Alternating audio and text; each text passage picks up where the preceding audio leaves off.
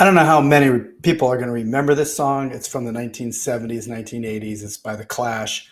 And the lyrics go, should I stay or should I go now? If I stay or if I go, there will be trouble. If I stay, it will be double. Or vice versa. Either choice is a bad option. I think that I was thinking about these lyrics while preparing for this podcast because right now, that's kind of the predicament many of you are in, many of us are in, is should I stay at the VA and risk getting laid off? The RIFs are coming, Schedule F, or should I take the VERA? Should I retire or the Deferred Resignation Program? And these are highly personal decisions, and the union obviously can't really advise you whether to take them or not. But one thing we do know is that information is power, and that's why this podcast is incredibly important. My name is Douglas Massey. I'm the president of AFGE Local 17 here at the Department of Veterans Affairs Central Office. And today we have a retirement expert, Josh Silverman. He's from Benefit Architects. He is an expert in federal retirement benefits, and he's here to share his knowledge and his wisdom. And so let's bring Josh up on the stage. Josh, hey, Doug, thank you. Thanks. Appreciate it. I'm happy to be here. Well, let's get right into this. So federal employees, they typically contact you with questions about their retirement. And now we have a very different environment because, as you know, people are leaving in droves and they're offering incentives like the VERA, the Deferred Resignation Program, and people are terrified. So can you break down what kind of advice you give in general and what kind of advice you're giving in light of these changes? Yeah, of course. So a little bit about my background. I've been here for 24 years. I only work with AFGE. We actually just set up a website for unionretirement.org that anybody can go to. They can book a one-on-one appointment. I'll have some links on. I'm going to share a presentation here in a sec. I've got some links on here that are clickable, or you could scan a QR code. But unionretirement.org, Benefit Architects, most of you know Benefit Architects. We've done your benefits and retirement. Since 1987 is when Benefit Architects started working with AFGE. I started here in 2001. So I run our virtual retirement program. We have an entire team. We literally have appointments available and we don't charge anything. You're a union member, everything is complimentary. From 9 in the morning until usually 10 o'clock at night, almost 7 days a week. So every one of the people on this team have some type of union background and can help. So I'm going to share this if it's okay with you. If I can, let's see here, present.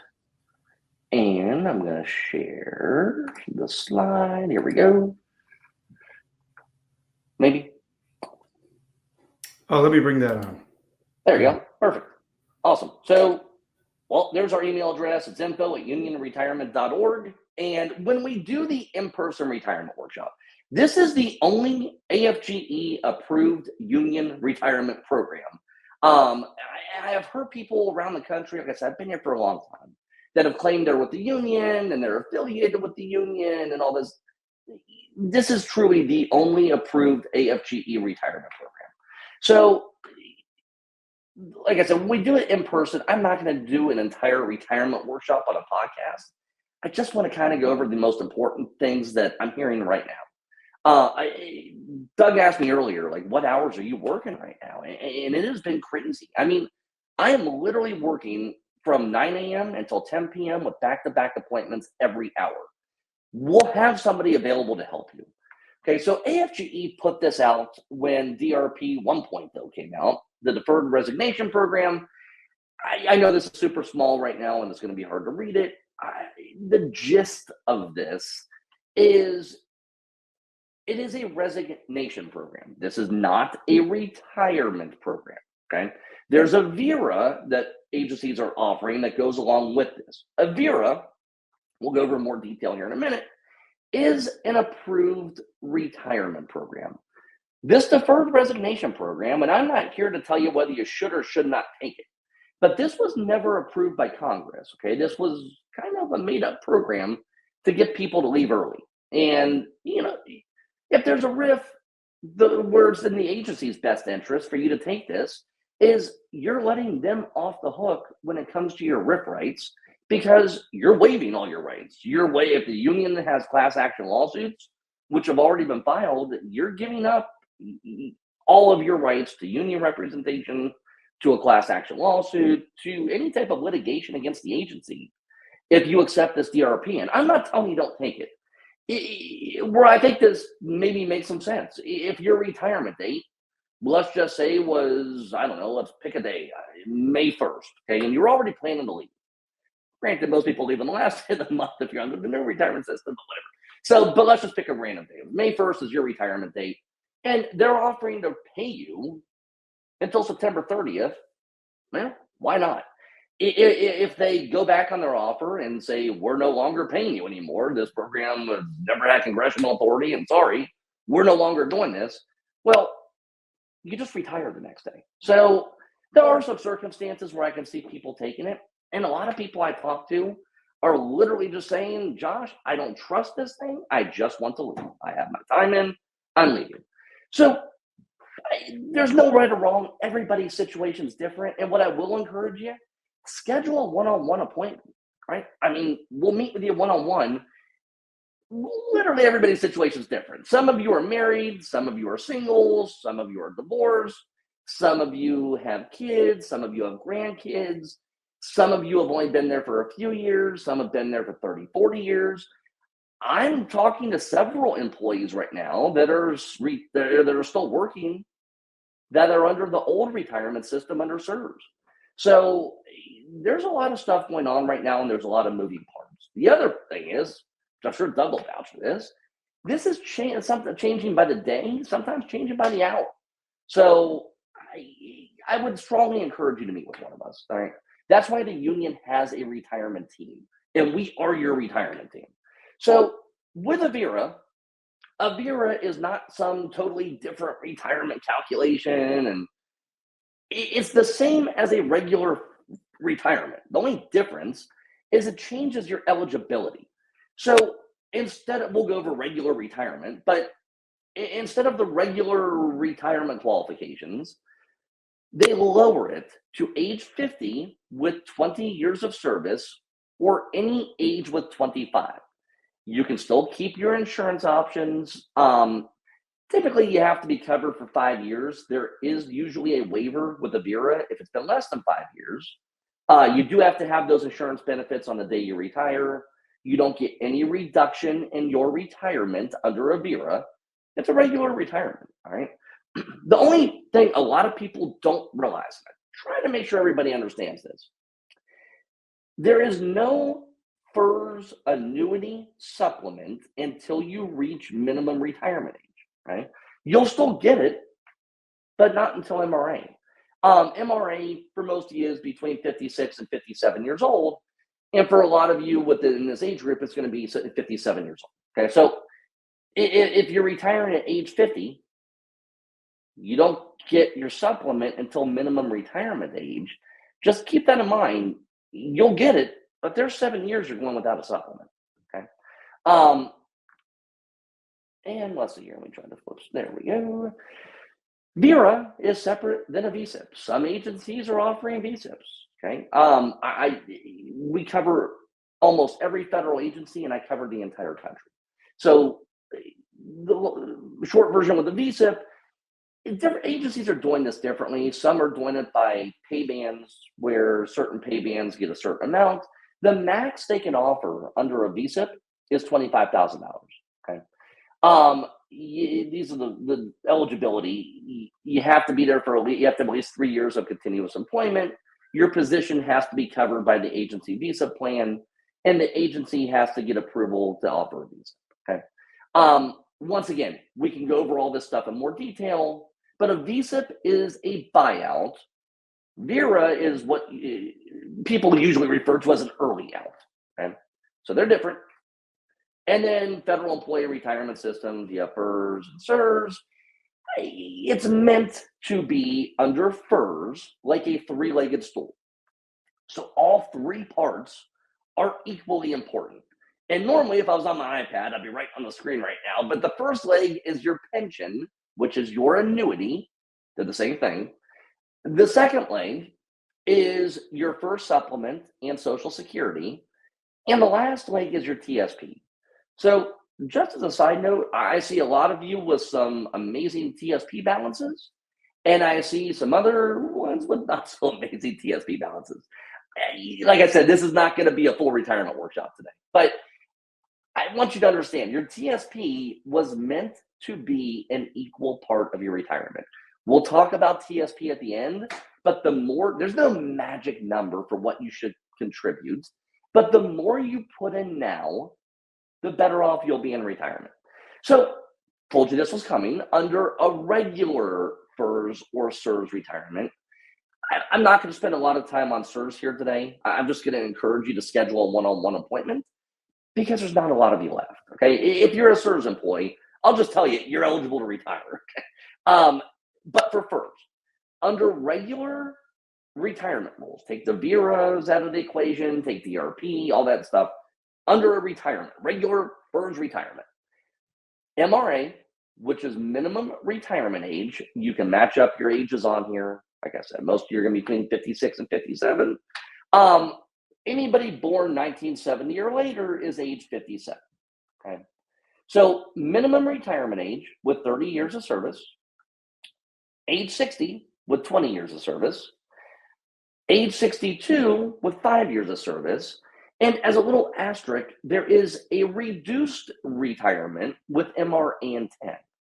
Okay, what I will caution you on with an MRA and 10 is if you accept that, you get a 5% permanent reduction for each year that you're under the age of 62 or 60, depending on how many years you start. But if it's 62 and you retire at 57, well, you're 5 years under 62. So that's a 25% permanent reduction in your pension. And there is no FERS supplement with an MRA and 10. So once again, I know I'm going to say this quite a bit. There are some very unique situations here. Just get with us on a one-on-one. That's why we have a whole team that's able to meet with you. This is what you're contributing. I do want to touch on this. I'm not going to go crazy into the weeds. Once again, this also changes constantly. But all newer employees are paying 4.4% into their retirement. If you've been here for a while, you're only paying 0.8. One of the proposals that is at the House right now is to make everybody pay 4.4. Okay, so they want to do away with your first supplement. They want to change it from your high 3 to your high 5. I don't have a crystal ball. I have no idea what's going to happen in the future, but the union is doing everything they can to fight this, okay? Clearly, nothing they're proposing right now is in your best interest. So, and most of your annuity is taxable, okay? So, how is your annuity calculated, right? I mean, that's why I think probably a lot of you are here to understand what you're going to get in retirement. And we'll do this for you on the one-on-one. But if you are eligible to retire, you get 1% credit for every year of federal service, okay? So let's say you are MRA and 30. Well, if it's 1% for each year of service, let's say you're high 3, making up a number just for easy math, is $100,000, okay? Well, if you've been there for 30 years, you get 30% of that. So it would be 30% of your high 3, so $30,000 a year, but you get paid monthly in retirement. You don't get paid biweekly anymore. You get paid monthly. So it would be $30,000 divided by 12, be $2,500 a month for your annuity. Now, if you're at least age 62 with at least 20 years of service, you get a 10% boost. So instead of the 1%, you get 1.1%, which doesn't sound like a big number, but when you're talking 20 or 30 years of service, it's like they're giving you 2 or 3 extra years for free. So instead of 30% of your high 3 in that circumstance, it would be 33%. So let's keep going. Like I said, this is not going to be a complete retirement workshop. I just want you to understand all the nuances that go into this, which is why the union has a team to help you. Your first supplement, okay, the way you calculate your supplement is you take your total years of service and you divide it by 40, which gives you a percentage. So if you have 20 years of service, 20 divided by 40 is 50%. If you have 30 years of service, 30 divided by 40 would be 75% of whatever Social Security says you're going to receive at age 62. Okay. Like I said, for all of you, it's different, but let's just make up a number. Let's say Social Security says you're going to get $2,000 a month at age 62, and let's say you work for 30 years. Well, 75% of that, of $2,000, your supplement would be $1,500.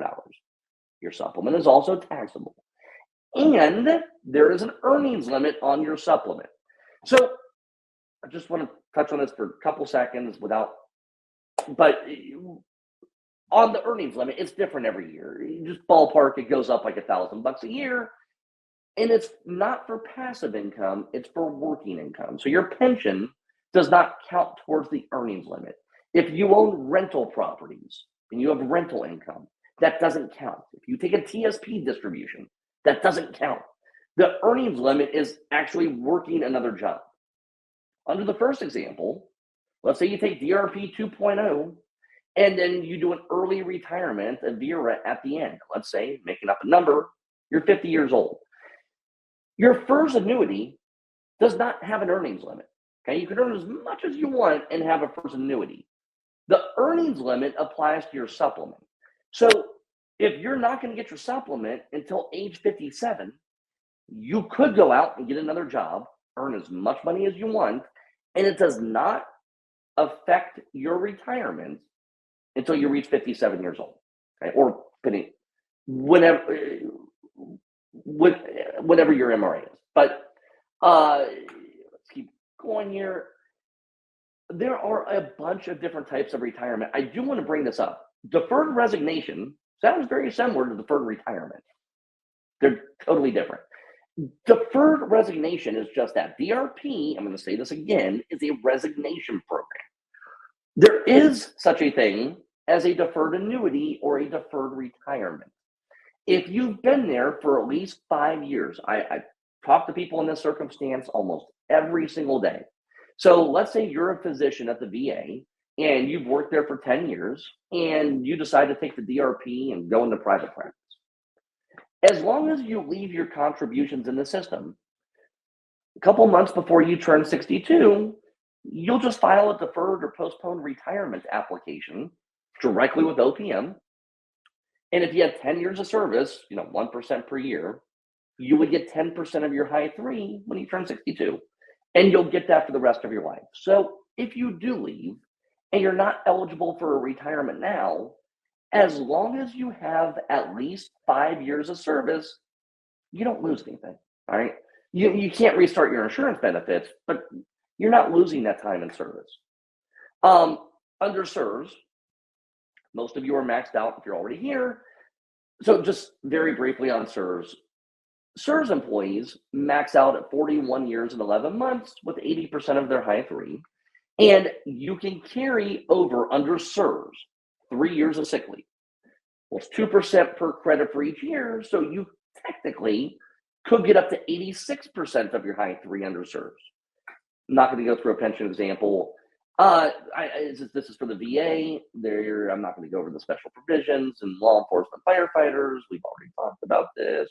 So what about a postponed annuity, right? So with postponed, if you're MRA 10, we spoke about this briefly, and let's say you were going to take a 25% permanent reduction in your pension, well, you could postpone that annuity until age 62, and the penalty goes away. And you are able to resume your FEHB and FEGLI that you lost when you separated. So obviously, tons of nuances here. We'll come up with a plan for you in retirement during a one-on-one. So disability retirement. A lot of you, I literally did have this conversation multiple times a day. A lot of you already have reasonable accommodations.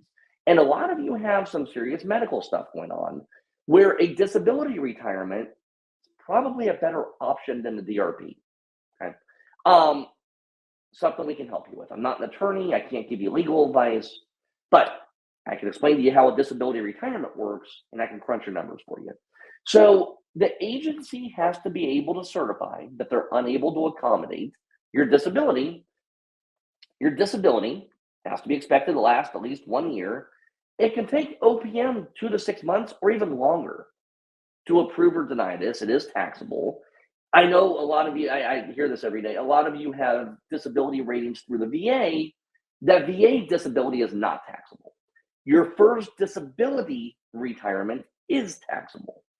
I don't want to go crazy into the weeds on this once again. We're on a podcast, not a retirement webinar here, but you have to have at least 18 months of creditable service.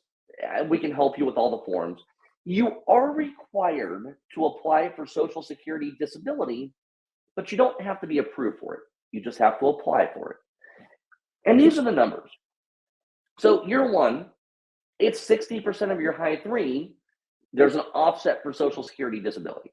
You'll still get it from them, but there is an offset from on your first disability retirement for Social Security disability. So very simply, year one, 60% of your high three. Year two, until the age of 62, it would be 40% of your high three. And at age 62, it converts to become a regular FERS retirement. So you would get credit as if you worked all the way up until age 62, okay? You just can't receive workers' comp payments for lost wages at the same time you're out on disability, okay? Federal employee health benefits, talked about briefly. I'm going to kind of skip through this, but the good news, retirees pay the exact same premiums for their health insurance as active employees. It just looks like you're paying more in retirement because you get paid monthly instead of biweekly, and it comes out post-tax instead of pre-tax. But the premiums are exactly the same, okay? 5-year rule applies, potentially get a waiver for it. Your spouse is able to continue your FEHB coverage if, God forbid, you pass away, if you elect a survivor benefit. And like I said, I'm not going to go, like I said, this was not meant to be a full retirement workshop. But just keep in mind, survivor benefits, you have 3 options. And one of the things we offer to union members, once again, there's no charge for, we can help you complete your retirement paperwork. I literally do probably 4 or 5 a day on GRB. Everybody gets freaked out over, oh my God, this is, and I understand most people only retire once. I literally retire 5 or 6 people a day. So the GRB platform, most people are super stressed before they get to do it. I'm telling you, it takes like 15 minutes. It is easier than it should be. So, but once again, we'll help you with all this. So 3 options. You can leave your spouse half of your pension. You can leave your spouse 25% of your pension. Or if you don't love your spouse, you can leave them nothing. No, I'm just joking. But there are circumstances where no survivor benefits may make more sense. If both spouses are federal employees, it may not make sense to leave a survivor benefit. Because if you think about it, survivor benefits are paying out a benefit if you pass away. You're really just buying a life insurance policy that only pays if you die in the right order, right? But they're holding your health insurance hostage. So once again, get with us on a one-on-one. I'm not going to go too far into this. You're eligible for Social Security at the age of 62, okay? You can wait all the way up to age 70. The longer you wait, the higher those benefits will be forever. The reason your supplement stops at 62 is because you become eligible for Social Security. Doesn't mean you have to take it, but you're able to. So that supplement is just meant to be extra money in a bridge over to age 62. And I get this all the time. Well, when should I start collecting? Well, there's a lot of factors in this. Once again, more for a one-on-one. But the 2 big ones for when you should start collecting are life expectancy and income needs. All right, so for income needs, I mean, if you're retired, your supplement stops, you can't afford to pay for groceries, Well, you may not want to wait till 70 to turn on your Social Security benefit if it's an option for you. And income needs are a big, or I'm sorry, life expectancy is a big one. So if you take income needs out of the equation, let's say you hit the lottery and income's not important, but let's say nobody in your family has ever lived to the age of 68. Well, that doesn't mean something's going to happen to you, but if nobody in your family has ever lived to the age of 68, you may not want to wait till age 70 before you start collecting, right? So once again, we can come up with a Social Security plan for you and kind of create a roadmap to retirement to help you. So we've already talked about the earnings limit, but just touch on it once again briefly because it's important. If you earn over the earnings limit, so for most of you, from 57 until 67, when you reach your full retirement age, they will take away $1 of your first supplement or your Social Security benefit for each $2 that you earn over the limit. Okay, so kind of like a 50% penalty. So if you earn $10,000 over the limit, they're going to take $5,000 off. So if you earn $20,000 over, they're going to take $10,000 off.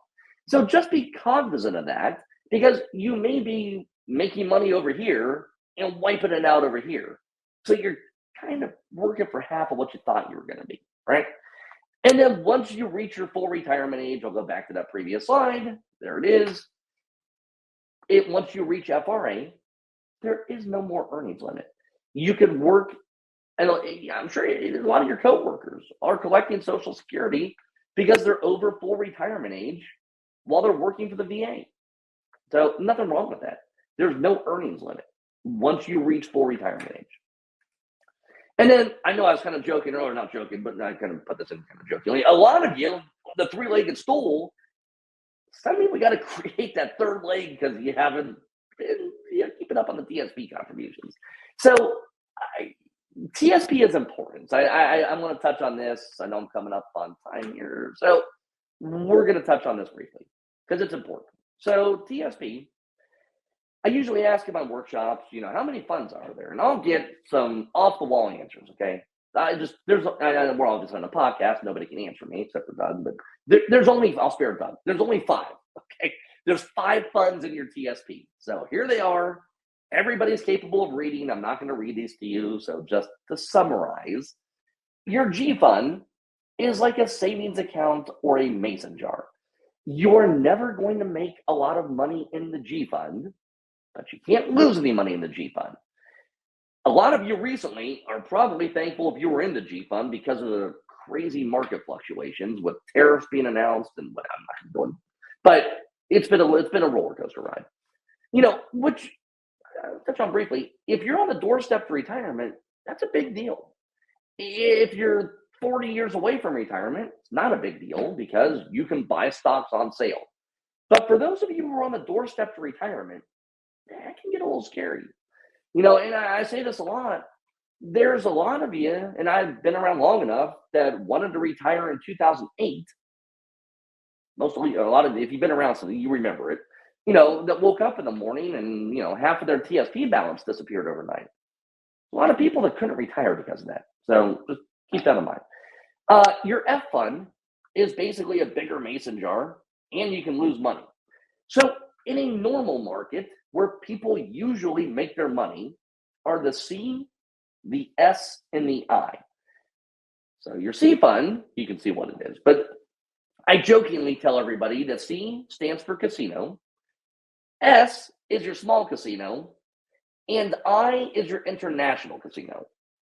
And what determines whether you win or lose at the casino really is when you leave, right? I mean, I'm not a gambler, but because I never win. So I'm definitely not a gambler. But if you're up $10,000 an hour ago and you start doubling down on the blackjack table and you walk out the door with nothing, well, nobody cares that you were up $10,000 an hour ago.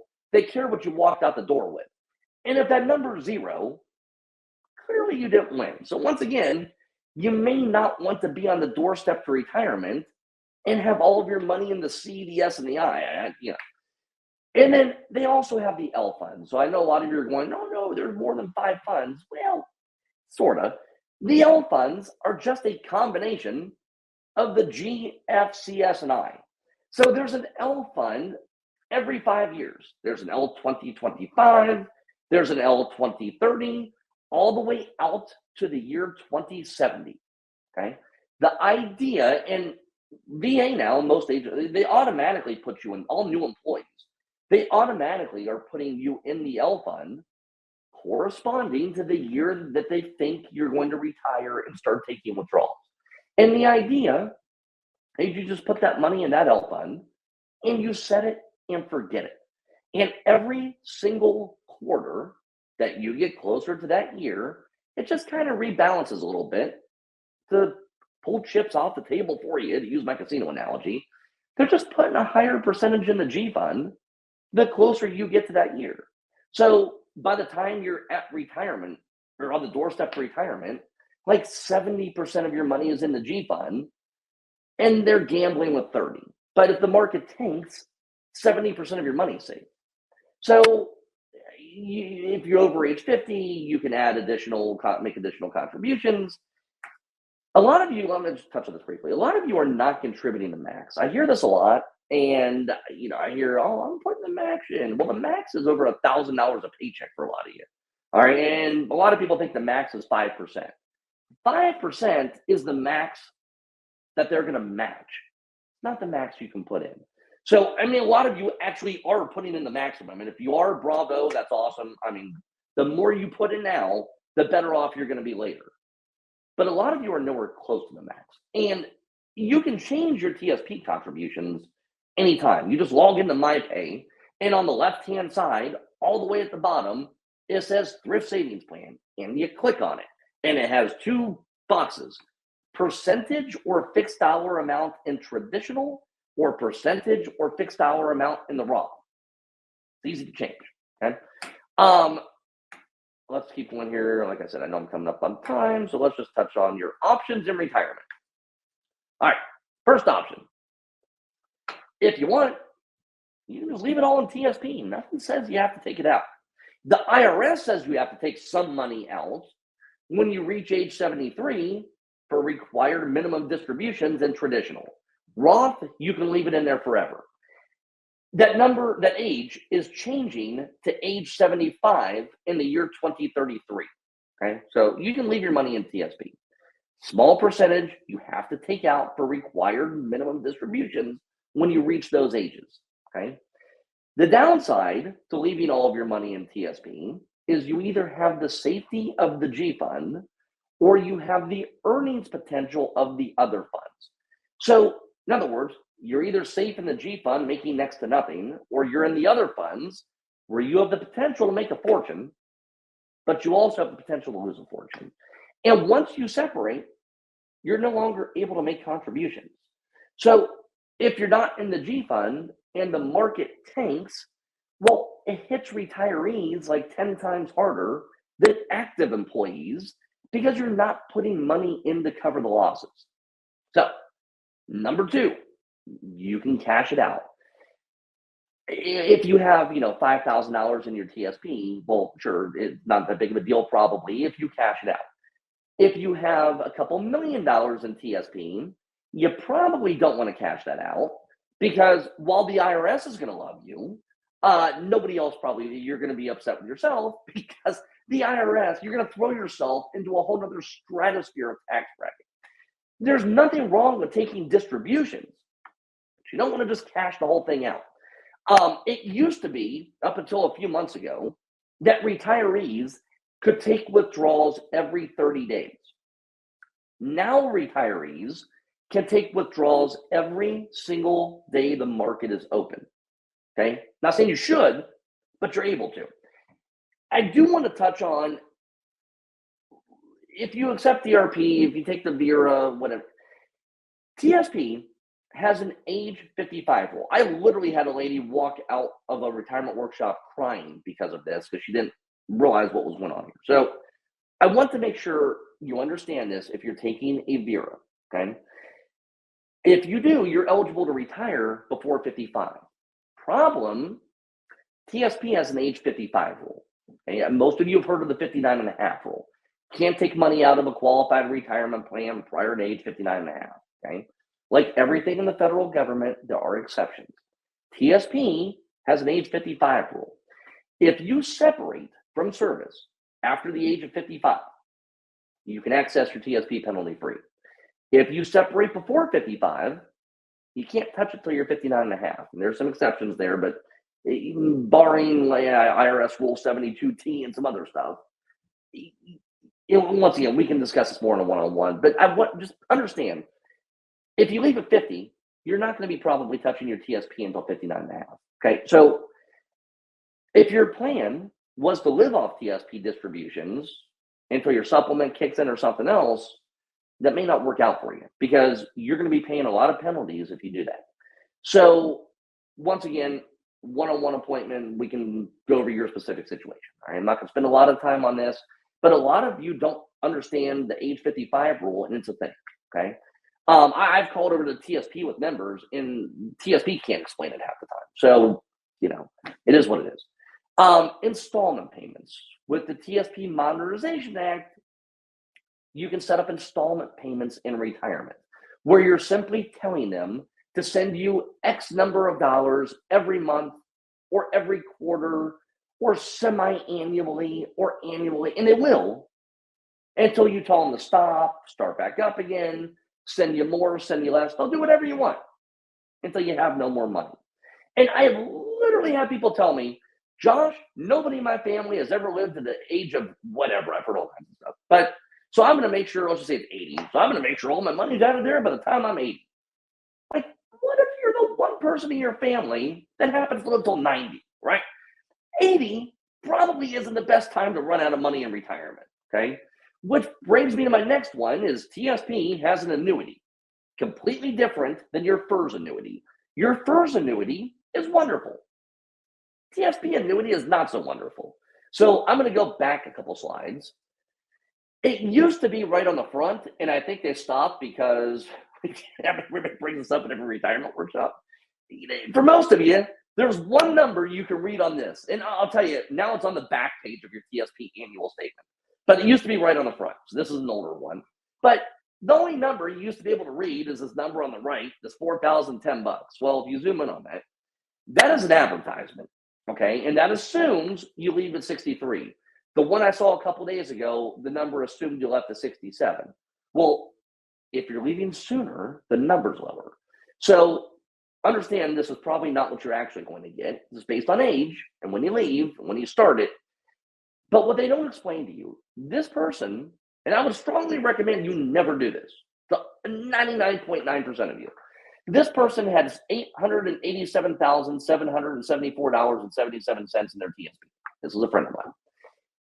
If he would have elected, and this is just an advertisement for their crazy annuity option. If you remember nothing from this podcast, just have this as a takeaway. Don't do this, all right?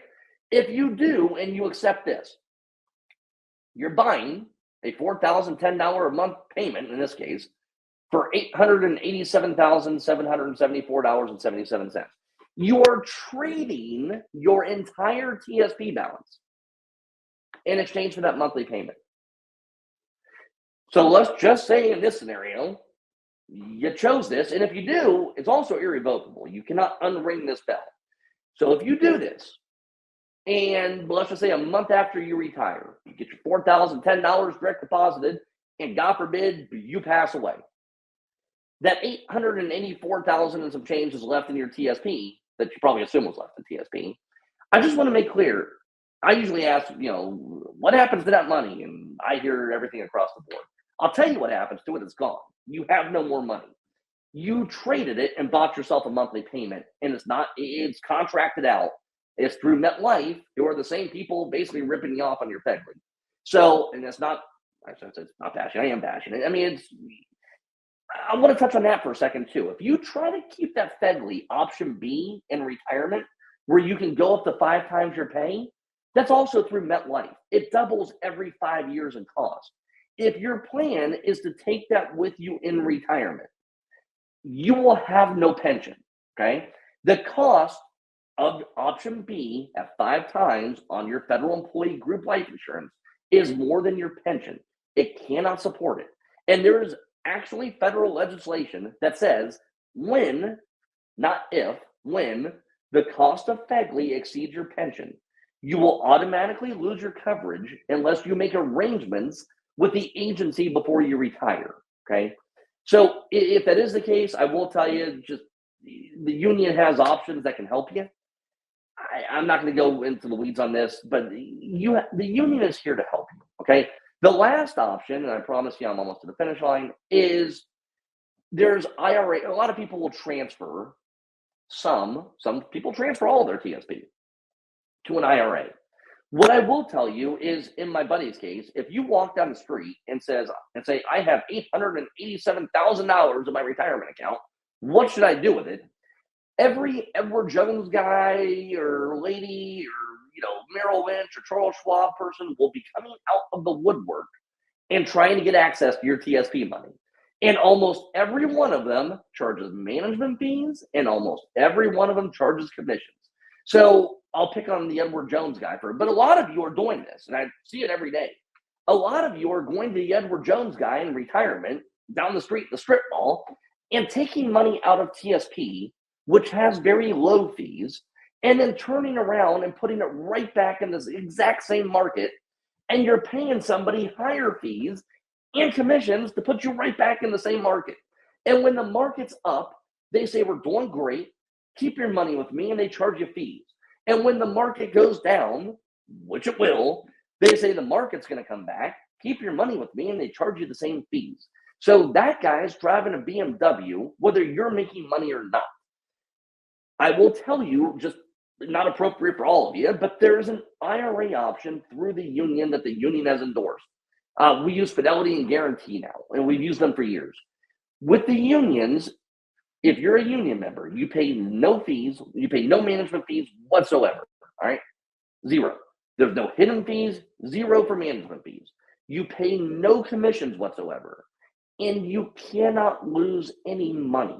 So when the market goes up, it's kind of like a combination of the G fund with the C fund, okay? And the funds a lot of them are managed by BlackRock, which is the exact same fund manager as most of your TSP. So when the market goes up, your IRA goes up. If the market goes down, you have a floor of zero, you don't lose anything. So every year, it's like a step ladder. The market goes up, you move up a step. If the market has a bad year, which once again, the market will have bad years, you just stay on the same step. So you're locked into your earnings every year. It's not available to most of you until 59 and a half, or if you separate from service. But that's an option that a lot of you don't even know exists, and it could save you a fortune in management fees. I was talking, and I promise you I'm going to stop here in a sec, but I was talking to a lady who I did an in-person workshop in Richmond, Virginia. Long story super short, she rolled literally $1.3 million to the Edward Jones guy down the street in the strip mall. And we were talking during the one-on-one, and she's like, Josh, I've been looking at this every month since I've transferred it. I've lost money every month. And I said, well, how much are you paying in fees? She goes, I'm paying 1% in fees. And between fees and commission, ignore me. It was between fees and commission, she was paying 3%. And I said, how much did you move? She goes, I moved $1.3 million.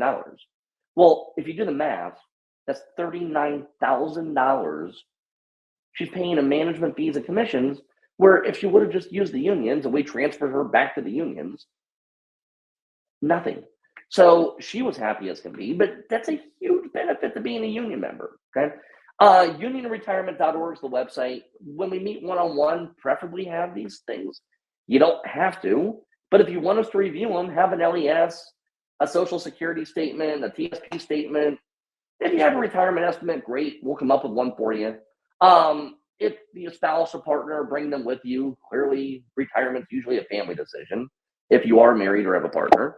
And then anything else you want us to review. So we're here to help you. Like I said, I have personally been here for 24 years. Shockingly, they haven't fired me yet, but not true. But we don't charge for any of this stuff. It's complimentary for the union. So take advantage of it. We're happy to help you. You have a whole team that is behind you here. So I'm going to end with this. I'm sorry you guys are going through this. It is a nightmare. I hear horror stories all day long. My heart is with you. I get it, but we can help you. Thank you, Josh. And that was an amazing podcast because I learned a lot. And I realized I got to sit down with somebody myself, and I'm near that age. All my money's in the C fund, and but I'm hopeful. With respect to the stock market, I think if we just simply annex Greenland and Canada, I think we're going to be coming back on top. We'll be fine. Yeah, tariffs on everybody. And my plan B, I have maybe some scratch tickets, GoFundMe page. Right, of course, right. But no, but with all seriousness, I think you made some great points. And basically, this is a personal decision. Everybody has different financial situation, different health, different family obligations. And I think what we got from this is no matter what you decide, whether you want to stay, whether you want to leave, that knowledge is power. And it's very important to understand your benefits, your rights, and your worth. And if you sit down with a financial advisor, somebody like Josh or somebody from his team, you can just put it all on paper and see what it's going to look like every month. Because, I think it's very scary for people. You have a salary coming in and all of a sudden it stops and, what are you going to get? And sadly, I think a lot of people leave and they don't really understand that. And it's usually a lot less. I have never talked to somebody who's left and said, you know what, I'm getting a lot more than I thought. So that's important. So thank you, Josh. We appreciate you being Thanks here. for having me. We appreciate it. And thanks, everybody. We just did a recent podcast on what's coming up for the proposed legislation that they do want to cut our retirement. They want to do the high fives instead of the high threes, as Josh had said. And they want, there's a whole bunch of things in there that people should understand. This may not pass. We're hoping that everybody writes their member of Congress and say to stop this legislation. They want to push this through by July, I think 4th of July. So that's very important. But we're going to continue our discussion. We're going to have more podcasts on retirement and benefits and other important topics. And we appreciate your membership. One last pitch. If you're not on eDues, I do this every time now. Please switch to eDues because the VA has stopped payroll dues deduction illegally. So if you go to www.joinafge.org, you can switch to eDues today. So thank you very much. Enjoy your weekend, and we'll be back soon. Take care.